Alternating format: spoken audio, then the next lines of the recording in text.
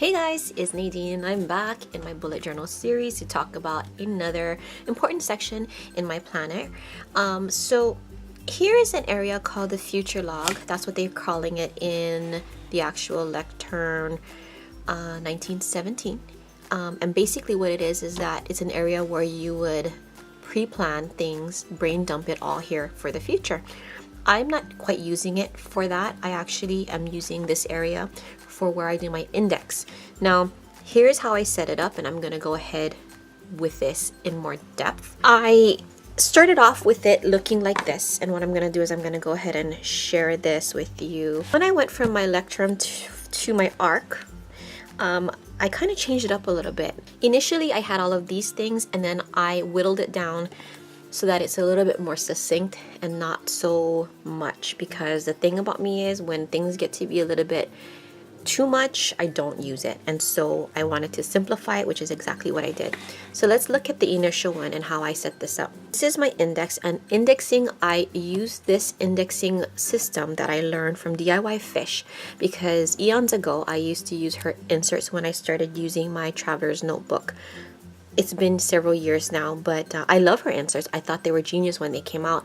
So much so that, as I said in my other video, I collaborated with her to have her design an insert that was specifically the way I wanted it laid out so that it was more pleasant to my eyes and my brain. And she did that, and she actually has a version of it. If you're interested, I'll link for that up here. You guys can take a look at it.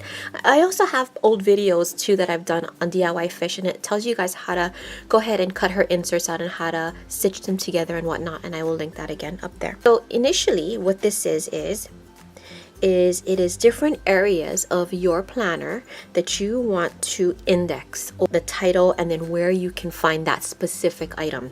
For instance, I have personal, reference, business, ideas, collections, YouTube, bill tracker, moon, and moods. And then I also have them with corresponding colors, because everything to me has to be color coded, and I stick with the same colors all the time so that I never falter and I never wonder what colors for what. I've been using the same colors for eons now. And so of course you guys know that I'm going to do purple for myself, so that's personal. If there's something that I'm referencing or something that I need to come back to because it's important, I have it with red, and as you can see here I have a note. So if there's something that I need to reference back to, now when I say reference back to, if it's a note, if it's an important number, if it's an important contact, anything like that, that's what I consider reference. And so I have it in red, and as you can see, I can look really quickly through my bullet journal and I see, oh, you know what, here's some colors, look at that's red. That means that there's an important note that I need to keep track of, or I might need later on for future reference. And then I go back here and I look, oh yeah, I have this guy, and what I do is I mark it with a little asterisk in red saying this number, know it, remember it, if in case you need it for later on. And so if there's anything to do with business, the same thing. If I have an idea, if I'm on a page and I write an idea down, you know, I'll write it down and then I'll go ahead and mark it with the color code. And then I can always come back and say, where did I put that idea again? And I just look and it's right there. Instead of using the page numbers down here and then writing it out in the index log, I like it this way. But, you know, whatever floats your boat, use it. This one just happens to appeal to me.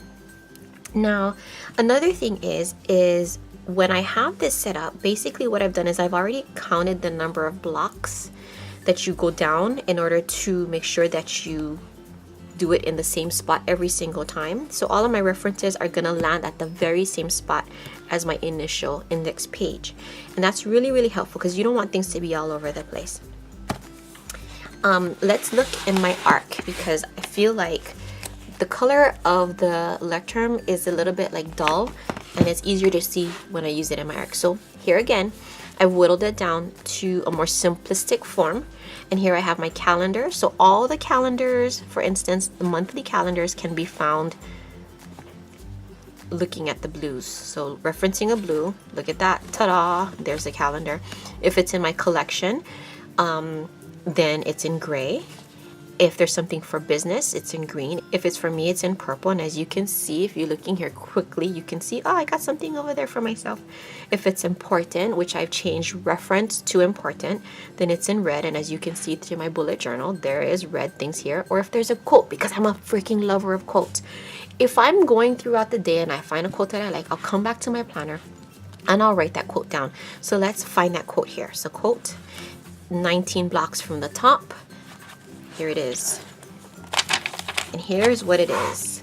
This is the quote that I love for the day. What on the inside needs to be fixed in order to match what you want on the outside so that the abundance starts to flow smoothly and abundantly. Now that's not a quote that I actually saw somewhere, but it's a quote that came to me and I felt like it was so pertinent to where I was at on this time that I wrote it down so that I don't forget it. And that's how my index system works. Now, I've seen others that have different versions of indexing. A lot of people use their index pages, and what they do is they write down the title or whatever they need to remember and then the page number it's on, because initially, I mean, in essence, that's what these page numbers are for down here, but I don't use that, and this is the system I've chose to use, and that's the system I'm going to continue to use. So, if this was helpful, or if you have any ideas or any suggestions or anything, any comments, leave them below. I'd be happy to see them. I do look at my comments. If it's a comment that was made for a video that was way older, I don't always get a chance to see those, but the more recent ones, definitely leave them below. I'd love to hear from you guys.